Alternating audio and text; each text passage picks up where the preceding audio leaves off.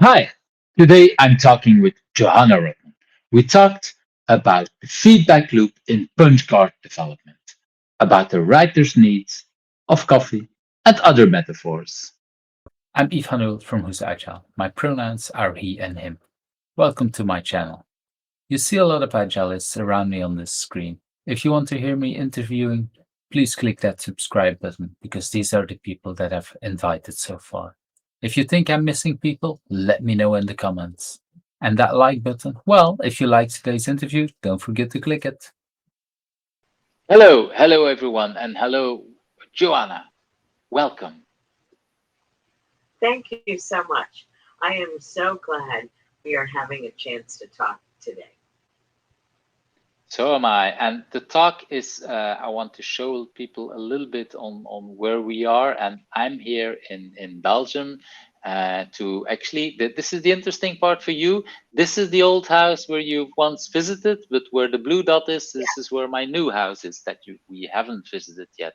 And I want to show people a little bit.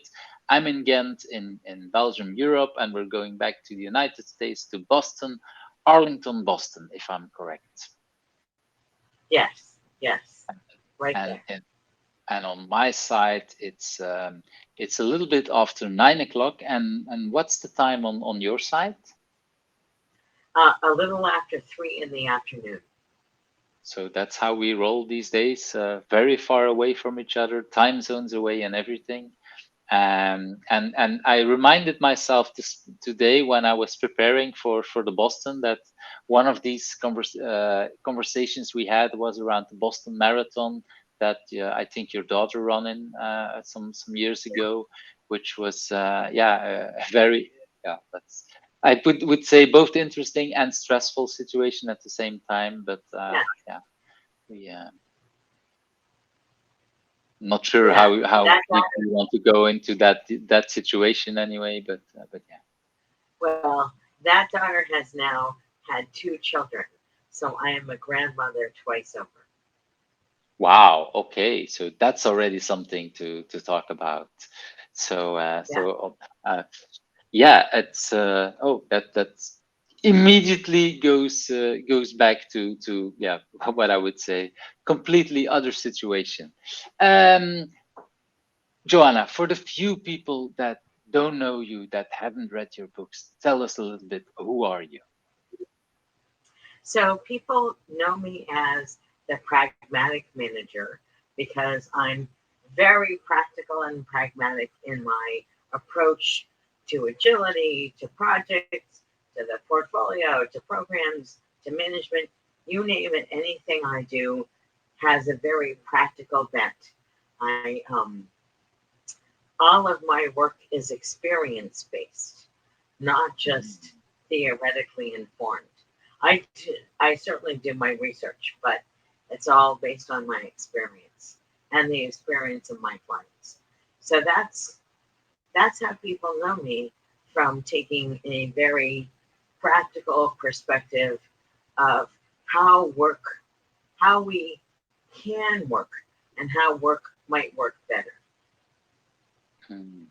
Yes, and you're one of the people that yeah, you try to inspire me. I don't always follow your advice, but about having mailing lists, and you're, I think, one of the few people that have multiple mailing lists around multiple different kind of topics related to your books. Again, very pragmatic about, okay, this is this topic, that's the mailing list, and I don't want to bother you with information about something else which might not interest you. So for the other things, there is another mailing list. And again, very pragmatic on how you work in that situation. I think you really do Yeah, practice what you preach. yeah, I do. So I want to go to that very first question. What is something that people usually don't know about you, but that has influenced you in who you are? Um, I think that I'm not sure how many people know this about me, but I think that the fact that I started to work in software so early on in the field in the 70s really has influenced my approach to how we do software right, right? how we are most effective and how we can work together to make things better. So back when I started to work in 1977, I worked. I we the company that employed me did not have a real time operating system. I had to write my code out on coding sheets, give the coding sheets to the key punch ladies who would key punch the cards. I was not even allowed to use a card puncher. Um, and Wow. then I know, it was just nuts. I had come from a real time operating system in school, so this was really going backwards for me. And I got one run a day. I could not get more than one run. And that meant that we did a lot of design reviews, code reviews, all before we wrote any code. Wait, we might have a straw man design, but we always, always, always reviewed the design before we wrote the code. And that's when people used to ask me questions like, how are you going to test this? So this was not acceptance test driven development the way we think about it now. It was not test driven development the way we think about it now. But I always had to write code with the test in mind.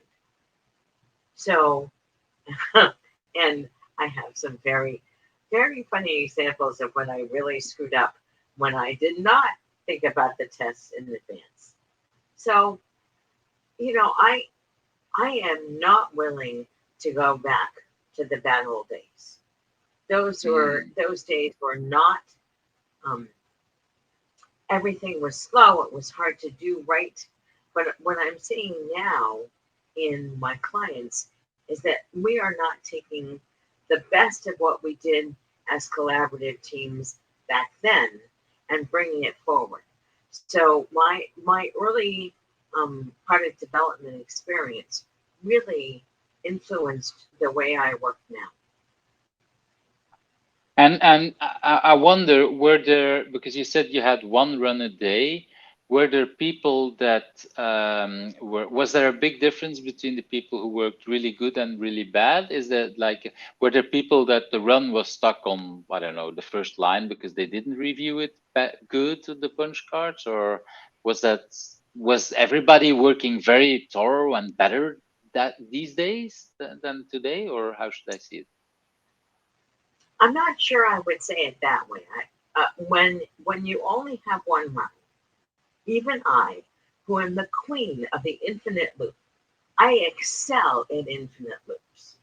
I did all of my desk checking in advance, and if you only got 30 seconds or a minute, you you you really had to figure out what was going to work and not work about your code in advance and what you needed to know in advance. So as soon as we had a real-time operating system, that all changed. And my second job on mini computers, that was much, much easier and much, much better.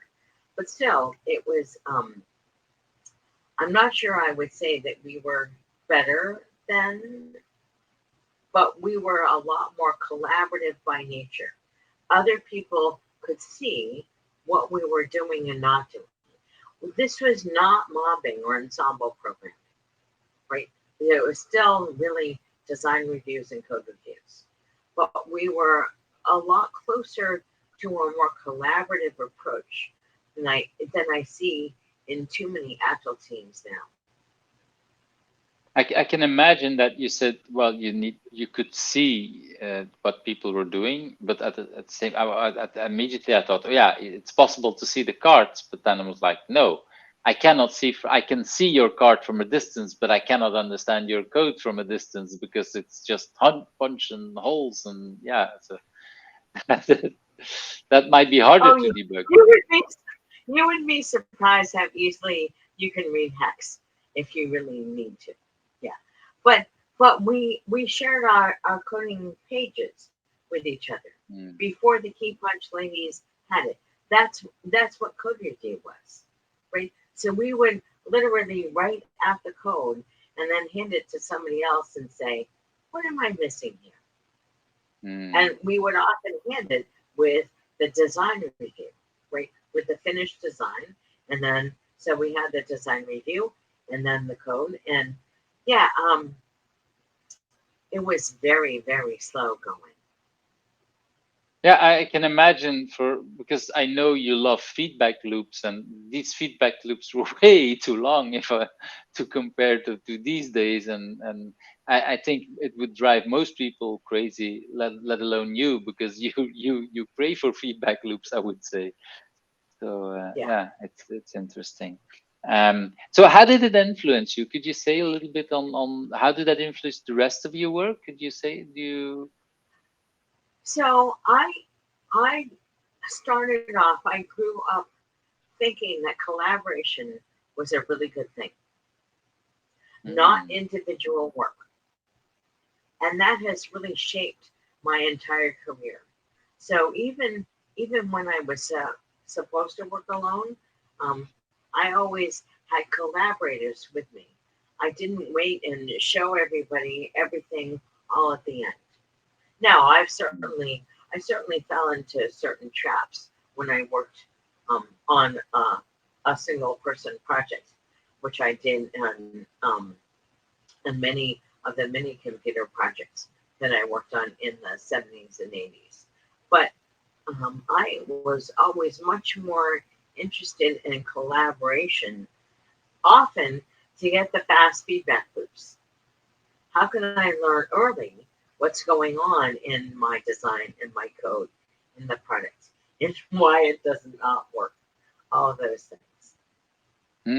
That's yeah, I can imagine because of course the faster, well, when you talk with someone, the faster you understand. Sometimes even while just talking, you hear yourself like, oh, maybe a little bit of that. Yeah, it's definitely, Yeah. I can see that. Yeah, and that collaboration. And well, if you just look at your books, I think most of your books you've written in pair. Not all of them, I think, but most of your books you've written with a co-author, if I'm correct. No, no, only 3 or 4, I think, Hmm. and I'm Okay. up to about 20 now.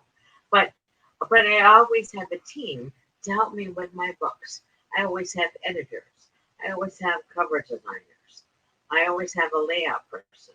So yeah, Yeah, that a little bit. That's what I mean. Yeah, maybe not always a co-author, but yeah, always a full team around you.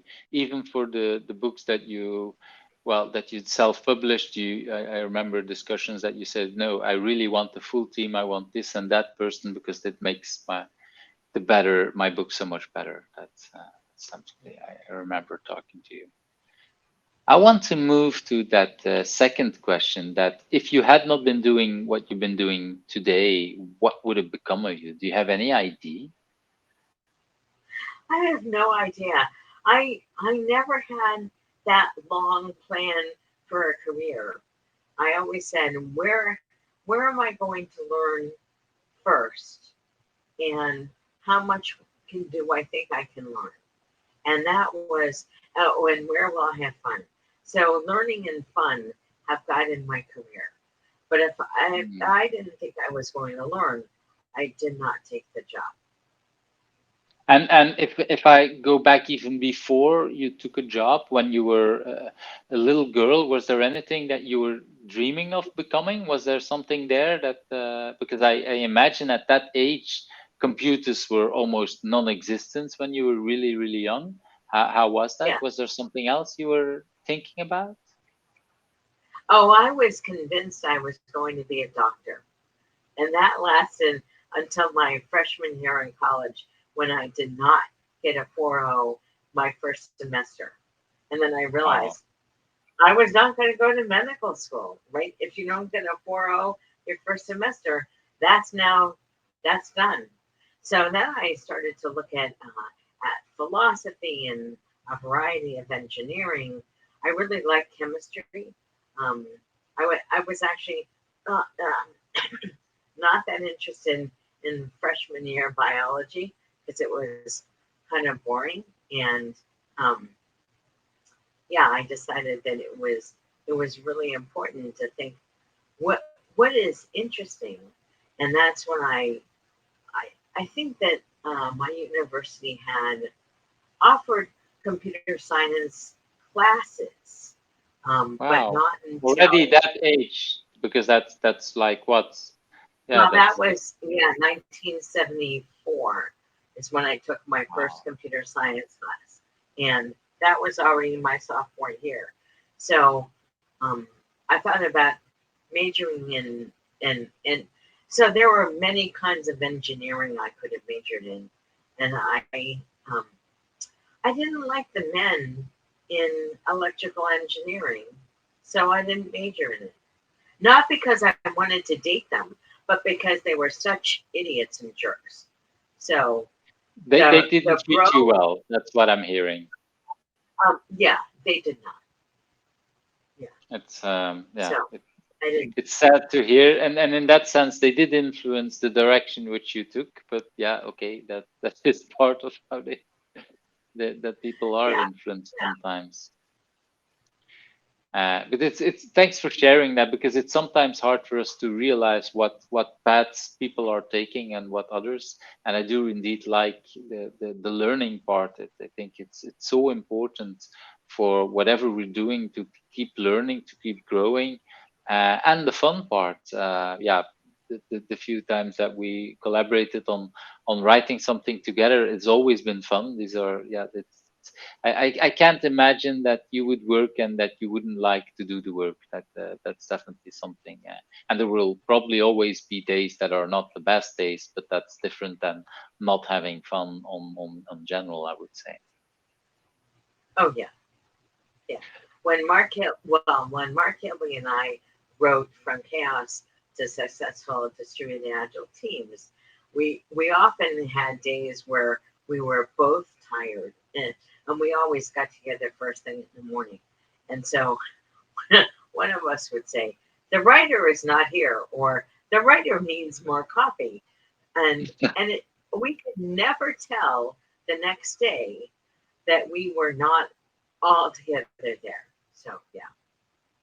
So that's a nice story. And indeed, well, I always make the joke that developers are turning coffee into code, and I think that's the same can be said about writers, that it's coffee turning into to letters and to stories, I would say.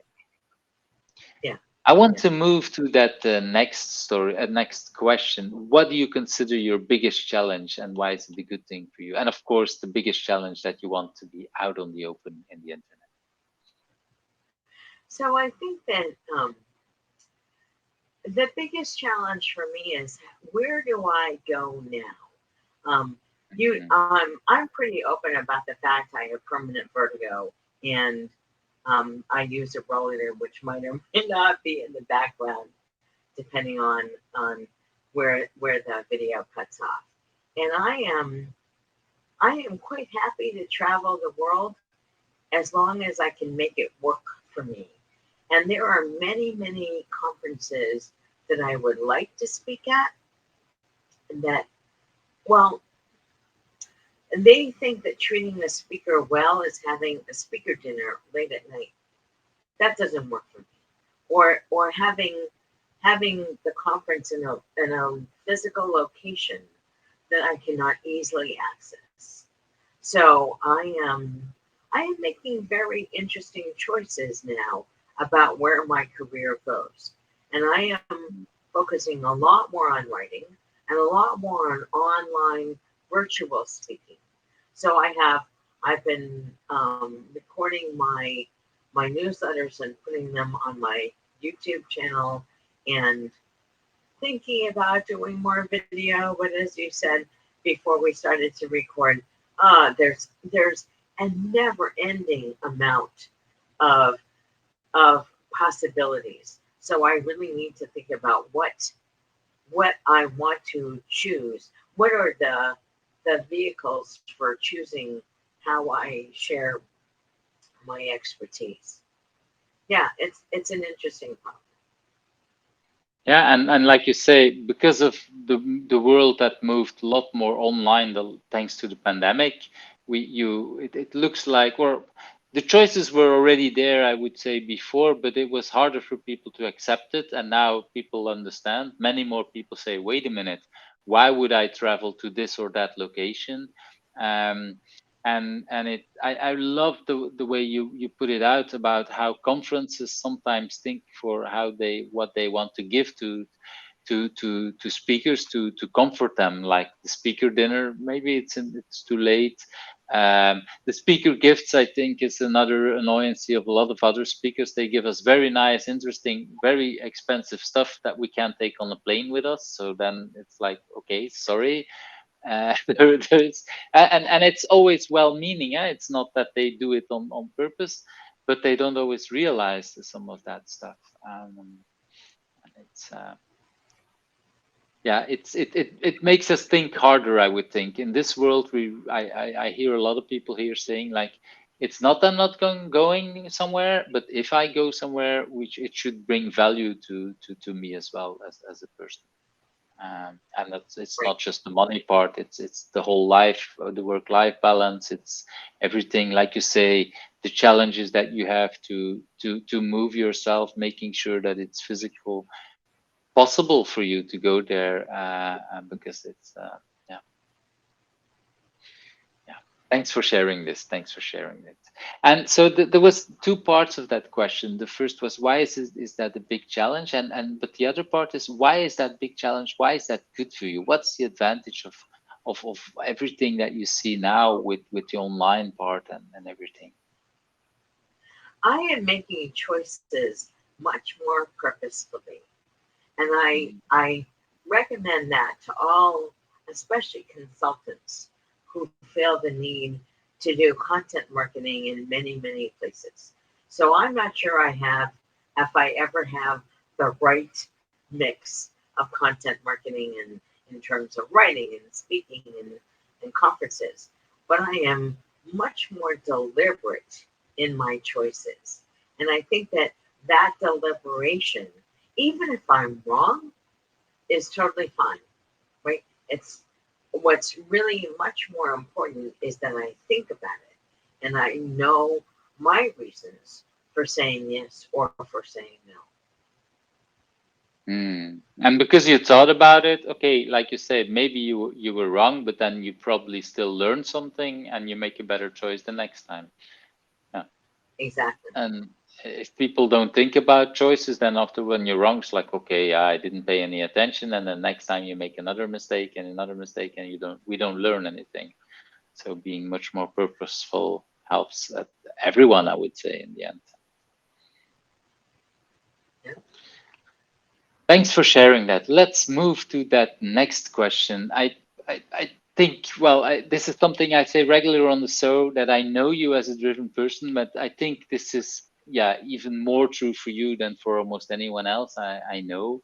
Every time I meet you, if it's online or offline, if it's an email or in a conversation like this, you just, yeah, wave energy. You're very driven. You really want to be pragmatic and learn people how they can do that. Do you know where that drive, that passion is coming from? Um, I think I need to honor my parents. My parents always said to me that how do they put it? That it doesn't matter what you do as long as you do it to the best of your ability. And Mm, I had made several choices about what I would do when to the best of which ability. And I think that knowing I can do the best of my ability. And my best might not be nearly good enough for anybody else, but it's for me. And as long as I don't compare myself to other people, I might use other people as models of what I could do, right? I find that very helpful. But um, but not comparing myself to them. And that allows me to say, what is it I want to accomplish? So my drive is for sharing my hard-earned knowledge in a context that makes sense for other people. So, for example, I've been learning how to write fiction, and maybe, excuse me, some of my fiction writer friends ask me, why am I still writing nonfiction? Because my short fiction is pretty good. I sold a bunch of stories. I've published some collections. I'm not where I want to be with it yet, but I'm at the point where my nonfiction book writing interferes with my fiction book writing. So I am at another crossroads in my life. Where do I want to go with my writing? And I said to them, if people would do it right, right, as an RIGHT, I could stop writing my nonfiction books. But they do it even wronger. Right? All, all my clients are doing it wronger because they don't know.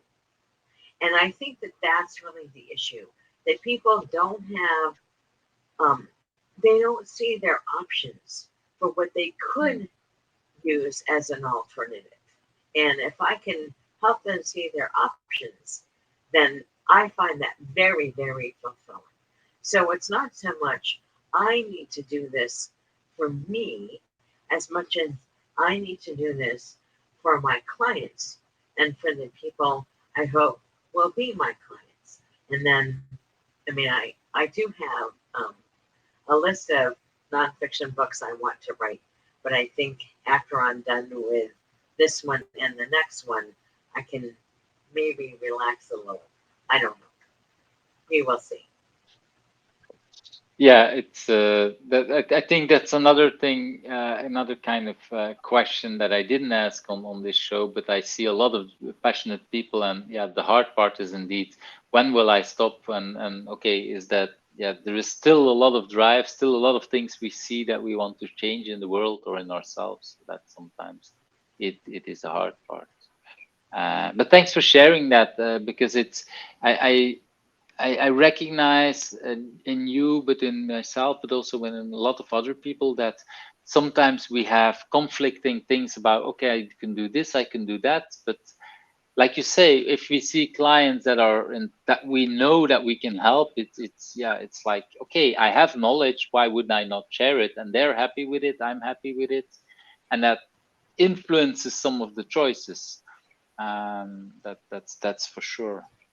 Um, but it's always interesting to see that over the years, well, writing is always somewhere in that for you because that is part of how you spread your knowledge, I would say.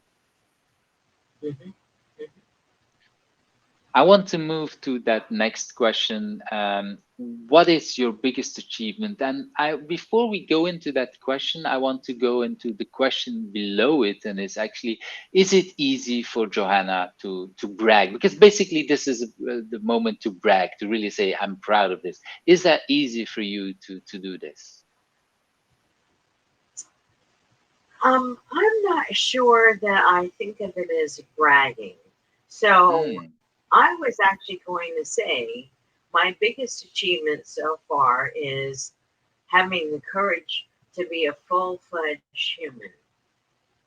And that means that I am Mark and I have been married for 38 years. Our kids are grown and established. I I think happily married. Right, one of them has two children. So I don't see a single achievement as something I've done for work or something I've done for home. We have managed to do this as a team, my husband and I, while I have written my books, had my business, while he has been employed and does his bicycling. Um, we are we are full humans apart, and we are even better together. And I see, well, and you might chime in here. I see way too many consultants who cannot manage to maintain a close human relationship with their families. And mm, that's not because they're bad people. It's not because their families are bad. It's because well, for any number of reasons. But the reason I see the most often is that it's so hard to take care of ourselves, to take care of each other, and to take care of our businesses.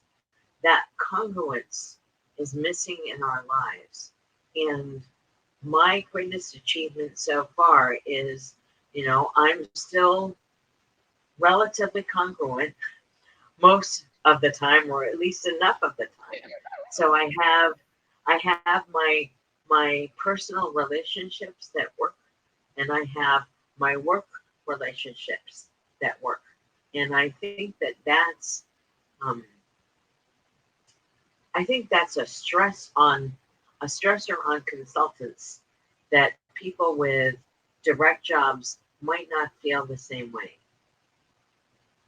There definitely is. Well, we are responsible for our own. I'm especially thinking about freelance consultants now. But yeah, everything is on ourselves, and if we don't do that job, then there is no money coming in, and that puts stress both on the job as on the relationship.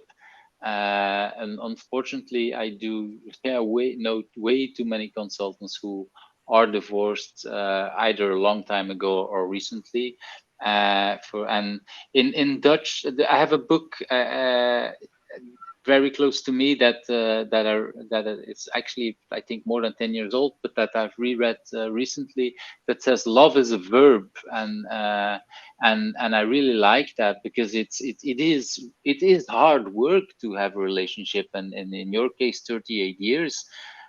I assume that there were hard days and there were like moments that you both looked at each other were like, really? Why am I even here? Why are you here? And then somehow we pull through and we work on it, and it's like, okay, let's work on it, I would say. And that also means sometimes saying no to work opportunities, or finding ways to combine things in different ways. There's a reason why I'm recording a lot of these from home, because I find my children are a lot younger than yours. So my oldest is 20.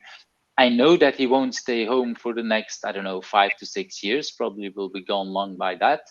So these are the last years he's here. So I really don't want to go too much to other countries, just like what you said, to conferences. So this is for me a way to be at home.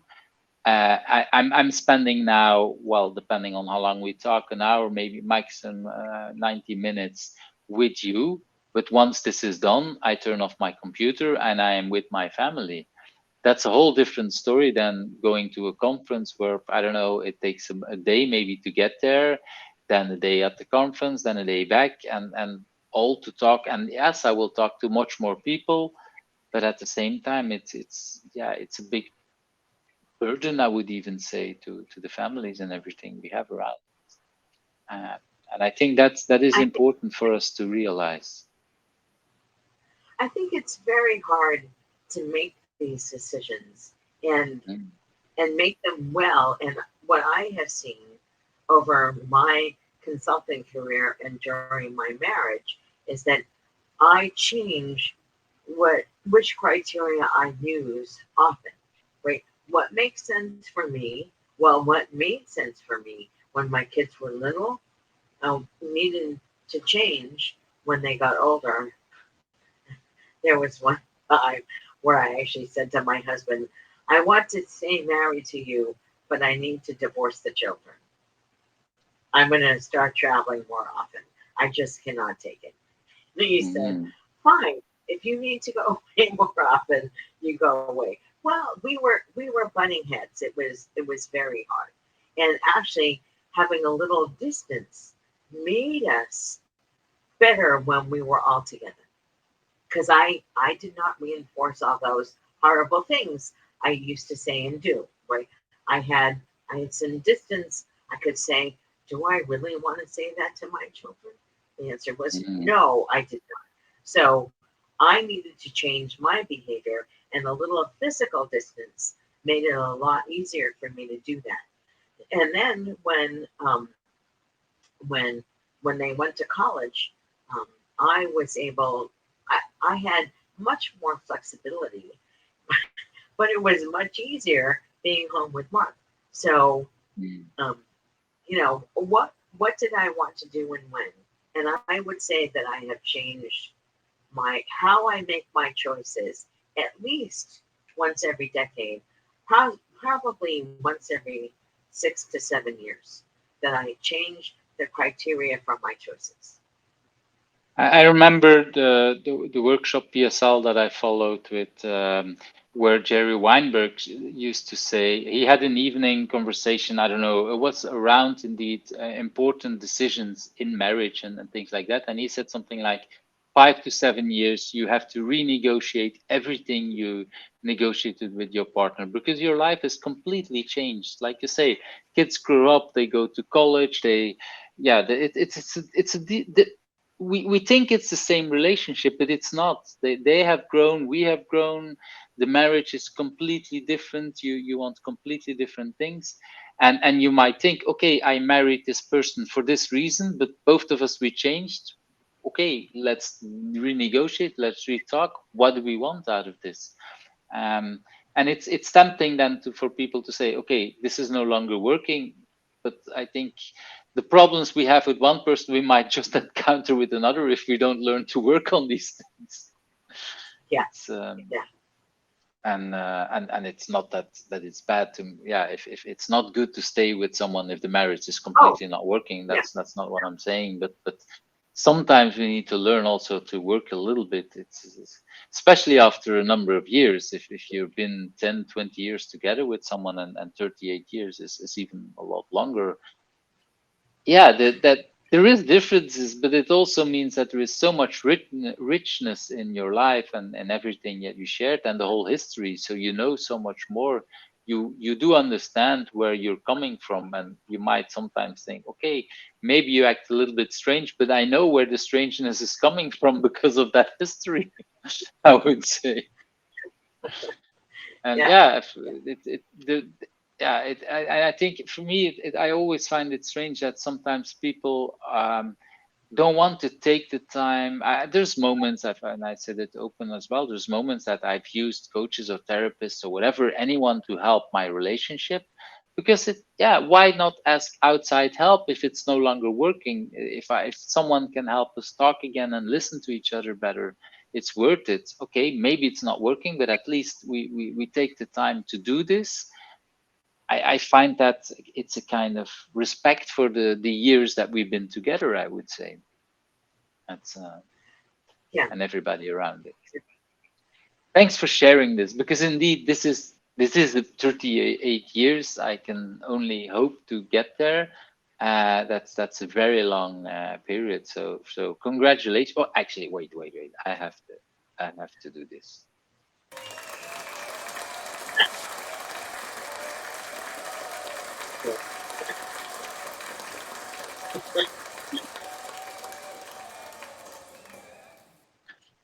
It's I thought this is 38 years. That's really something to celebrate. I think it's an achievement. For, like you say, it's not just you, it's the both of you. It's actually even your children and everything. It's the whole system, I would say. And maybe before we go on, I want to stress a little bit that part that you said about going away to have the outside view or to have a better view. I think there is an idea sometimes that we think, oh, the best way to raise our children is to be there all the time. And I think what you say is so clearly and so important. Sometimes it's better to leave them a little bit and to maybe not see everything, or maybe think a little bit before we react. And it's not by being constantly there that actually is helping them. That's important when they're very, very young. Of course, if they're 1 or 2, they can't live on their own. So we need to be there, or someone needs to be there all the time. But when they're 20, then that's not what they need. Yeah, it really makes a difference, or it did for us. Definitely, I can see that for me. My children just went. My daughter went to a scouting camp, and they left on a bicycle trip to go there. And usually we don't know anything about it, and we only hear anything when they come back by well, no coincidence, but my son was helping out, and so because of that, he had a cell phone with him, so it was much more tempting for us. How is it going, and things like, and it was stressful for both, for everyone basically, and it only was afterwards that we talked about it. I say, okay, we really need to make some agreements. It's good that you're there to cell phone for when things are going wrong, but yeah, we Right. should be much more respectful to everything, and if you would not have been there, we would not know anything. So okay, let it go. That's just normal. And for me, that's something that for us was always normal, but we realized how tempting it is once there's someone there that you know very well, that can brief you, that you can ask a question, and it sounds like a very innocent question: how are things going? But then you don't get an answer very quickly, which is normal because they're on a bicycle, and it's like, yeah, then things get nervous, and it's like, no, okay, drop it, take a distance, that's okay. Yeah. Let's move to that next question. Do you have a personal agility tip to share? Well, I have many. And the first one is really to see your reality. So, the only good thing about having vertigo that's permanent is I see my reality every single minute of every single day. And I am always constantly adjusting. So, I see my reality. I have a goal. I know where I want to go. My plans are much less um, uh, full, I should say. I keep my, well, I have my writing with work in progress, probably too high. But that's a different problem. But I managed to keep my whip relatively low. My goals are not specific. I would never, ever do OKRs. No, Mm. because as soon as had, I have an objective. I don't know. I don't have key results because I think those are bogus. Certainly for personal agility and often for organizations. But I have a single objective, and I have subsidiary objectives that I look at all the time and say, does this still work for me? Is this still something I want to do? And then I work continually on building my resilience. So I am able to adapt, right? So, but if I don't see my reality, I can't adapt. And if I don't build my resilience, I can't choose something else. So I have a goal. I work very hard at figuring out where what to do today to achieve that goal. And then I use my resilience and adaptability to continue to go there. But for me, seeing the reality is the biggest possible thing. I realized recently that my Create an Adaptable Life blog is all about agility. I could have Mm. I could have put it on my regular site, but I thought it was too personal for that. And I realize now it's literally how I use agility every single day of my life. And that's what it is. Yeah, that's yeah. When I talked earlier about the multiple mailing lists, I didn't even mention the multiple websites that you have, and everything you write about your vertigo and everything your physical. I don't want to use limitations, but your physical, what's happening with your body.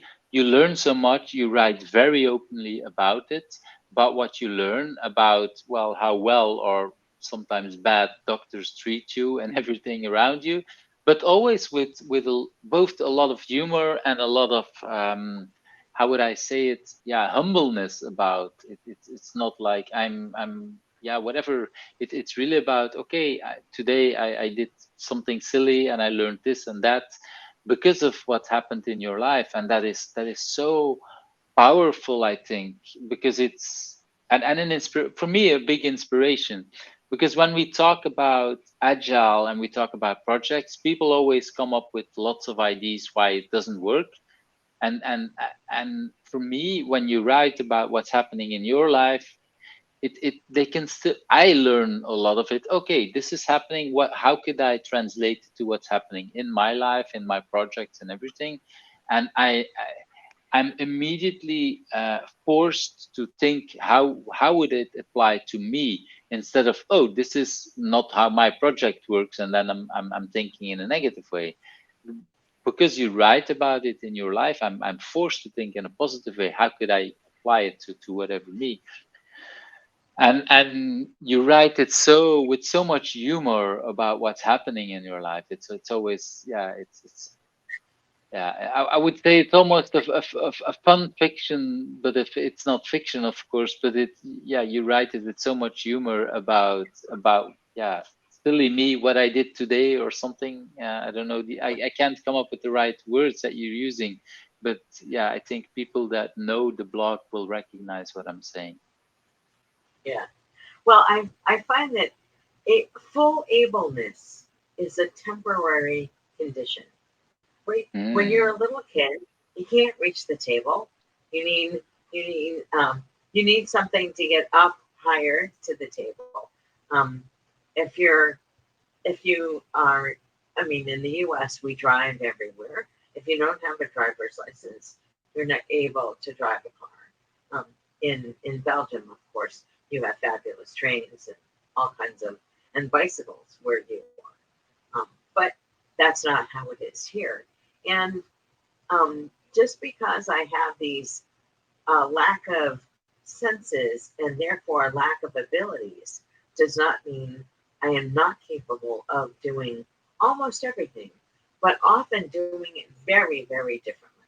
And And if more we can deliberate, stop, like you said earlier on. yeah, yeah, and if we can stop thinking of the one right way to be agile or the one right way to do anything, we are much more likely to succeed.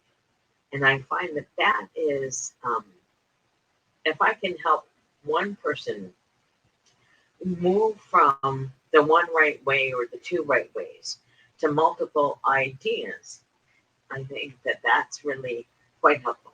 And thank you for telling me I exhibit humor. That's part of what I want to do with that blog.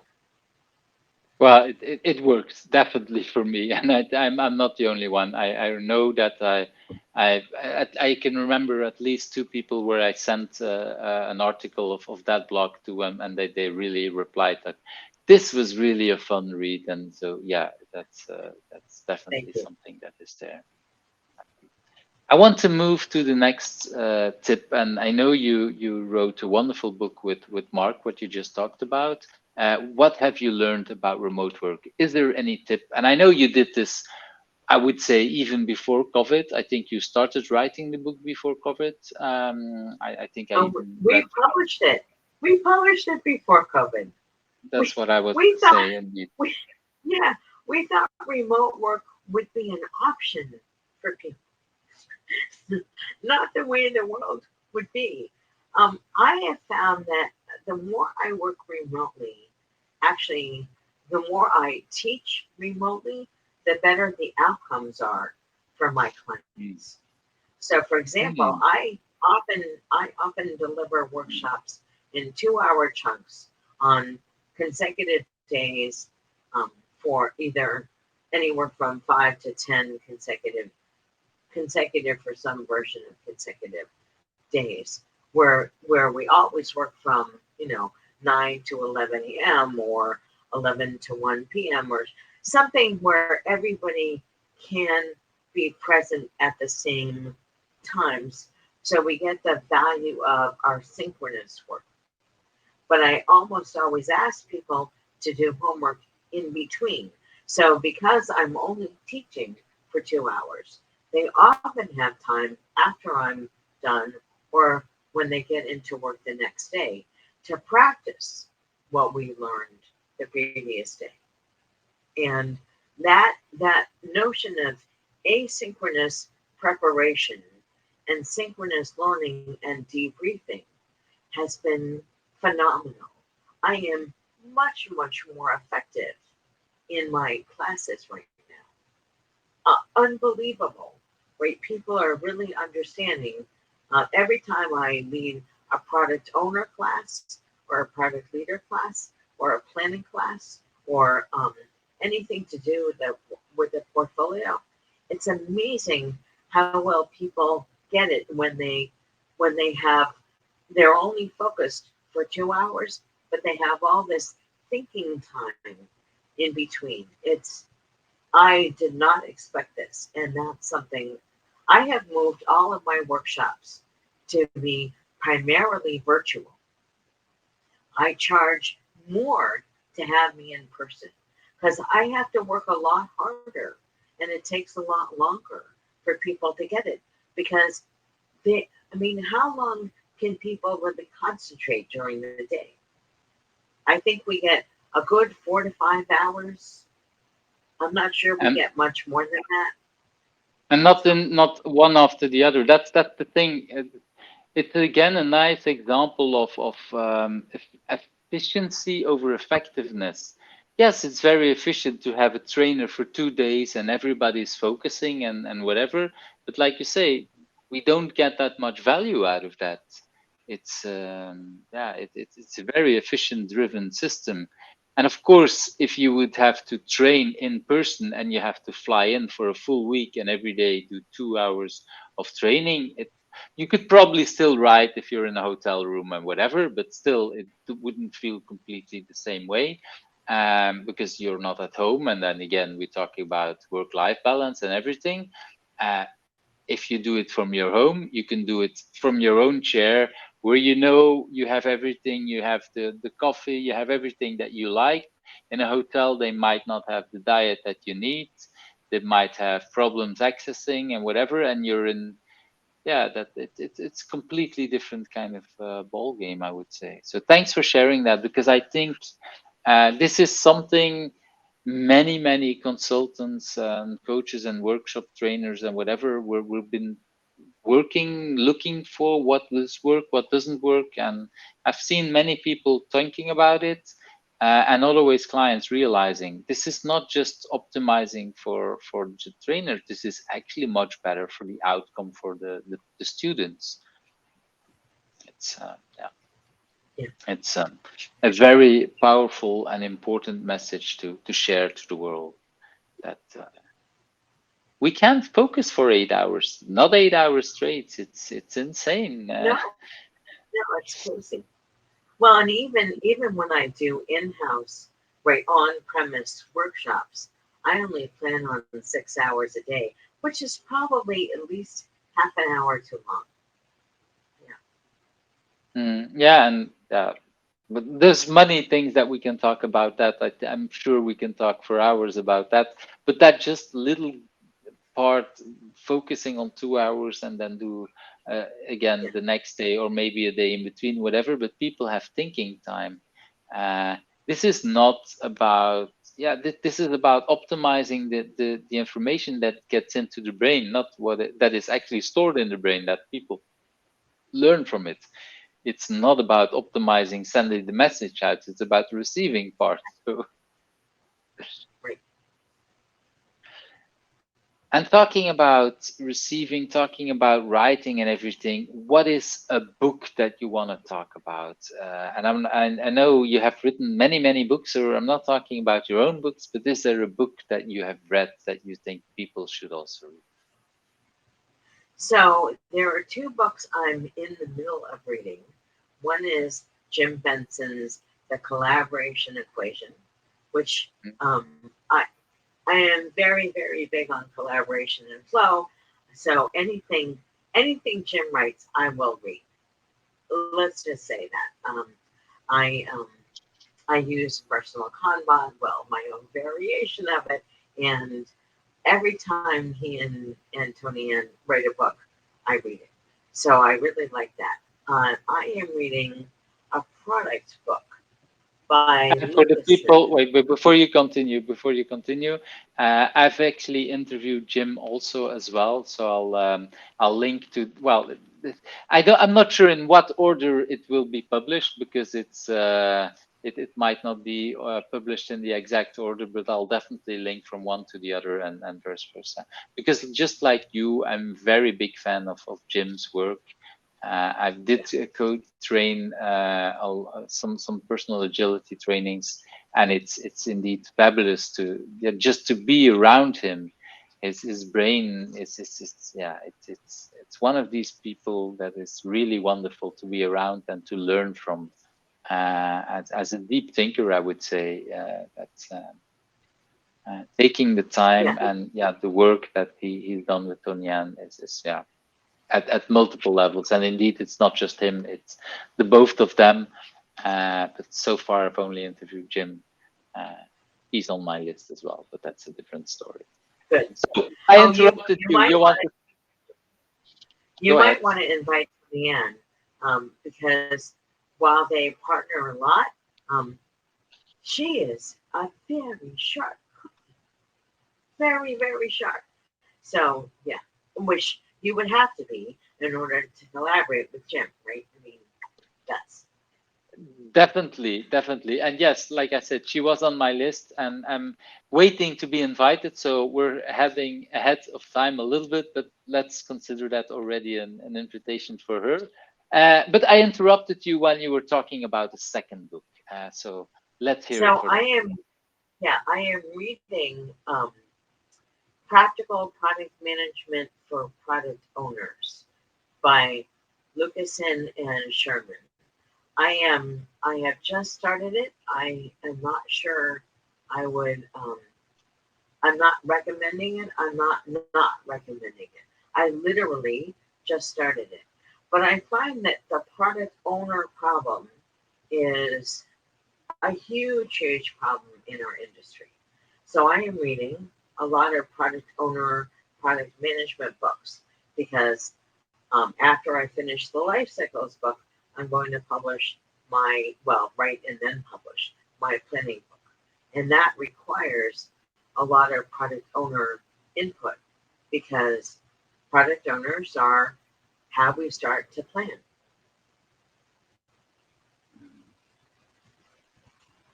And I just had a problem with my camera. I'm trying, yeah, I got it back working. Okay, so that was a little bit surprising. I loved what you said about reading books, and like you said, it's one of the biggest problems. Yeah, what will the teams work on, and indeed defining the work and the planning and everything around that, the priorities, but also just okay, how much detail do you want to write and everything there. And it's in that sense rather, it's not a new problem, but there is not much thinking about it. And yeah, so there is a lot there that we can learn. And I really like that you recommend the book in a way before you even finished reading it. And like you say, it's not recommended, it's not de-recommended, but it's like, okay, this is another gem where I'm learning from. And that I really like that because um, I think we need a lot more, and people need to realize some of the good work that's been written and some of the new work. And maybe in a month you'll tell me, oh, Eve, I totally didn't like it, but maybe there is also, I assume that there is already some things that triggered you to start reading it, and that trigger you probably to like some parts of it. And I think, well, for me Well, at least, that's how it is with most books. In every book, I find something that is interesting. right. They have this notion of a 3 by 3 matrix that right now I find kind of challenging. Why 3 by 3? Which means I need to understand more about it so I can understand if that's something I want to use or recommend, or really in which instances I want to use or recommend it. I suspect that there were instances that I do want to use it. Thanks for adding that. And I want to add another little part to question about you mentioned two books that you're busy reading. Is that important for you to read multiple books at the same time? How does that work? Because I know you're also about limiting things, and you're not limiting to one book. So how does that work for you? So I read I try and read a nonfiction book a week. I don't always succeed because I read fiction at least once or twice a day. And I am when I'm not in the middle of research right now for the book I'm writing. So I'm reading other books in preparation for the book I will write next. That's the planning book. I have all the information I need for the life cycles book, which as soon as LeadPub fixes something that's wrong in my book, I will be able to publish it. I think that there's an interaction between my theme and Mark Yuan. That's probably not interesting to the viewers of this. So I will stop right there.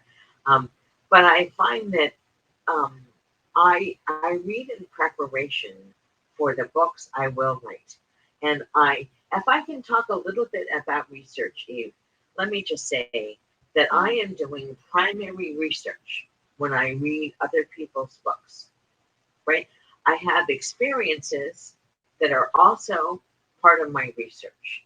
But when I read other people's books, I am learning how they approach these various problems, which I find very helpful. And I am learning the context in which they approach these problems. And I can see which references they have. I can then choose, do I want to use their references, right?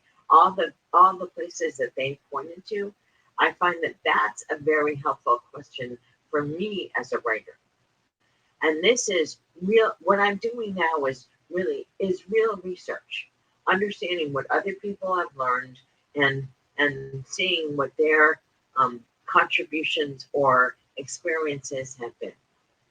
This is very, very different from the research we see when somebody asks a question on LinkedIn or Twitter or whatever it's called these days. How would your mother feel about product management? Oh, as a mother, as a female, as a mother of two technical women, I find that research offensive in the most possible way. I um, I mostly don't respond to those, but I managed to. I could not stop. I could not stop my fingers several months ago, and what was the question?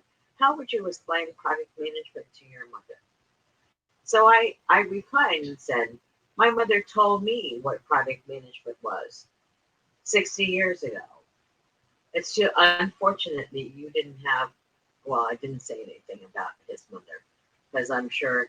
I think I probably said your mother probably could have explained it to you too. Yeah, This it's especially the women doing so much planning at home that's already multiple projects at the same time, let alone everything at work. So it's that brings us to a whole different so kind of topic. But indeed, damn it, my camera is off again. I'll fix it. But yeah. yeah, please say some more. The about the research versus that you're doing with the books and everything on LinkedIn. Could you say some more? Why is it important for you to go so deep on these subjects?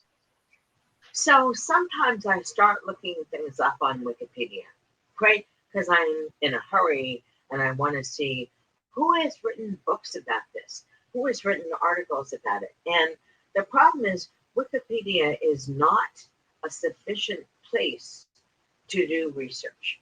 Wikipedia is very surface. So, for example, I believe that I don't think you can find me on Wikipedia at all.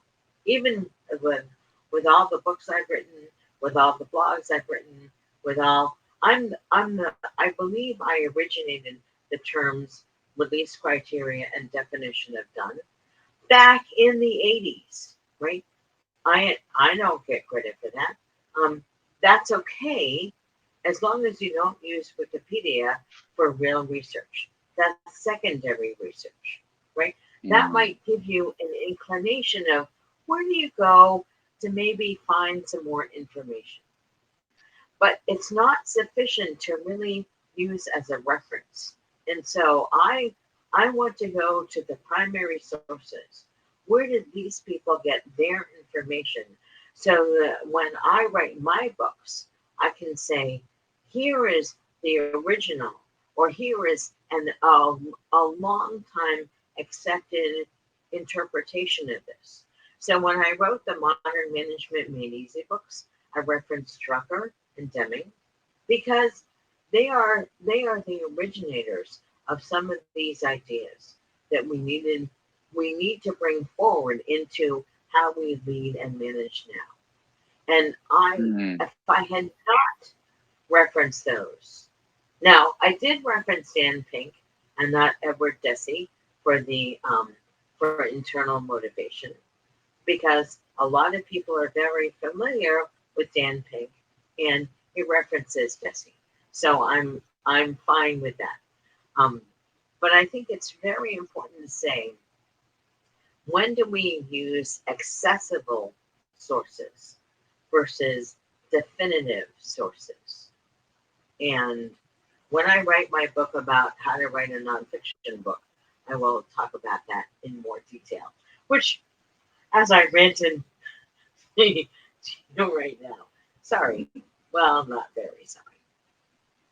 Yeah, but I really like. I didn't check if you have indeed a page on Wikipedia, but just it's funny, but because just as a preparation today, this afternoon, um, well, this afternoon, an hour or so before we started talking, I couldn't resist, and I asked ChatGPT, who is Johanna Rothman, and ChatGPT does know you.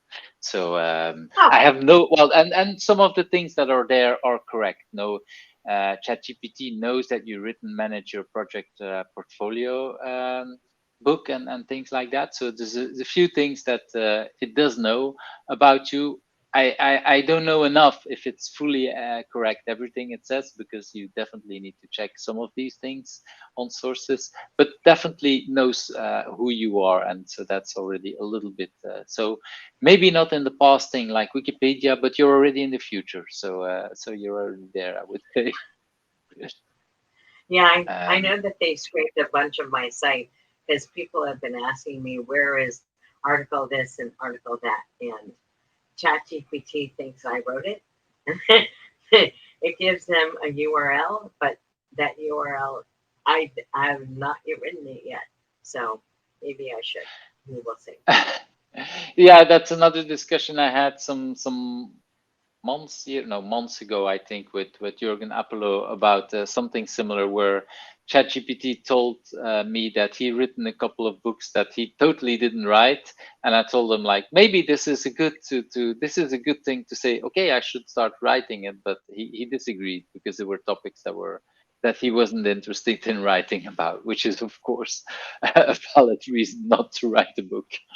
Uh, Right. so yeah, so that brings us actually to the core topic of validating your sources and validating where you learned something from, which is why I wanted to bring it up, because ChatGPT tells you a lot of stuff, but you have no idea where it's coming from and how to validate it, which is a lot easier with Wikipedia, because they, when something is quoted, they have to add the link and then you can verify it, and there is a lot of testing around it. If that URL no longer works, then things are removed and stuff like that. So there's a lot more validation, which maybe is happening on ChatGPT, but we have no visibility and no transparency on some of that, which brings all different kind of problems. I want to move to, for me, one of the most interesting questions about what question did I not ask you, and do you think that I should also ask you? And of course, what's the answer? I was looking at this, and I really, um, I don't have a good answer for this question. Well, I enjoy meta questions often, but I think that I don't really have a good answer for this one. You might ask, where are you going next? But I don't have the answer to that. I will I will continue to focus on my my very broad objectives, which are to write more and speak more and have fun and learn. So I don't have a really good answer for that one. Well, Sorry. no, well, I think the idea of thinking about where to go next is an interesting one, even if that doesn't have to be an answer. I think that answer is an answer in itself. I think it's also powerful to sell to people like, look, I only look that far, and I'm not looking at that years and years ahead for obvious reasons, or maybe less obvious for other people. But I think it's a valid answer to say, I don't know. It's interesting that in this world, the answer "I don't know" is considered not an answer, but it's actually a very good answer. And Yeah. it's so hard to give that answer. Yeah, and in that sense, even for you, because I know you're really good at saying in courses, "I don't know, I will help you figuring it out," or whatever. But for this when you have to define your own question, then you say, "Well, maybe it's a bad question because I don't know the answer." Maybe that's why it's a good question. Yeah. I really think that I knew a lot more about where I was going when I was younger. And now that I have much more flexibility in my day to day, where my kids are not at home, Mark and I are independent people who are able to make our own decisions together and separately. I mean, for example, he is not coming home for dinner tonight because he is bicycling with friends. This is fabulous. So I will get to write longer and not worry so much about tonight. I mean, and we will have a lovely time when he comes home and he tells me about his bicycling and I tell him about my weight. So we are at a very different point in our lives. And so I feel as if I have a whole lot more flexibility now. And um, that leads me to, how do I know what's next? I don't know. And then the real question is, what should I ask you next? Yeah, I don't know the answer to that either. We will see. But it's wonderful to also share with the world. It's perfectly okay to not know where we're going next. That is part of how we are these days. I think is this, and maybe in a world of so connected and everything is planned and everything, then maybe that's the most best way to look at some of the stuff. There is things in life that shouldn't be planned, and that not everything is with OKRs and with KPIs on what's the next part of how should I find happiness in the rest of my life. Well, we'll figure it out. One will figure it out in a way. Right, right. That kind of brings me talking about the future and everything on that last question. Who do you think I should also ask? And you already talked about the relationship with Jim Benson and Tony Ann and stuff like that. But are there other people that you think I should invite? Have you talked to Linda Cook yet? I couldn't hear the name correctly. Could you say it again, please? Sorry. Oh, sure. Linda Cook, who is a consultant based on the East Coast of the U.S. I find her insights really, really valuable, and I'm not sure people know a lot about her. And then, of course, It's Mark. one of these people. Linda is one of these people that is indeed on my list, but has not been invited yet. And she's, yeah, this is a little bit like I think the disadvantages of people that have been around so long in the industry, that people think, oh, somebody else will probably have invited her, but that didn't happen so far. So Linda is definitely someone to invite next. And then you had a second person. Sorry, I interrupted you. Well, Mark Kilby, right? If you have you should invite Mark Kilby, not I just think because I wrote about. I think, well, Mark is an interesting character just on its own. For some of the people, I haven't been to the Agile conference the last couple of years, for I would say, for obvious reasons, not wanting to go to, well, first of all, there was the COVID, and then before there was something strange happening in US that I don't want to talk too much about it. That left me to not go there. But when I last time I've been at the conference, Mark was always running around with this belt with material. Yeah, you just couldn't not see Mark running around, I would say. Just for that, it was fun to talk and to go to his sessions. So definitely, I'm really happy that somebody is inviting Mark, that I can have a chat with him. I have no idea how I will see his belt remote, and I think this for me was one of the first people that really openly, very long, I think already in 2007 or 2010, he was literally saying, no, no, the future is remote for many, many different things. At the moment that almost everybody in the Agile community said, no, remote and Agile, no, they don't work, really. And he Yeah, said, Mark. You might be confusing Mark Kilby with somebody else. Um, ah, I okay. the guy with I the thought, toolbit is somebody else. But Mark Kilby has been working remote for years and years and years.